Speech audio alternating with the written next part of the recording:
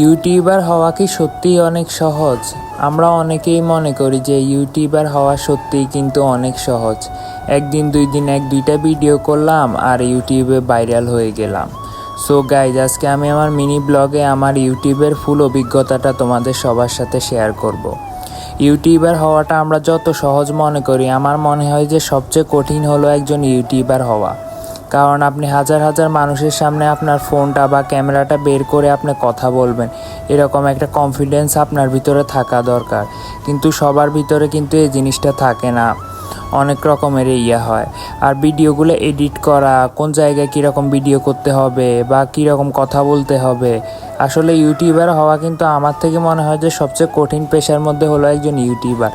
আর আমরা অনেকেই মনে করি যে ইউটিউবার আজকে ভিডিও করছি কালকে ভাইরাল হয়ে গেছি। ভাই, আপনার বেশি না, আপনারা যারা এটা মনে করেন তারা 10টা সাবস্ক্রাইবার শুধু করে দেখান আমাকে এক মাসে। ইউটিউবার হওয়া কতটা যে সহজ তখন আপনারা সবাই বুঝতে পারবেন।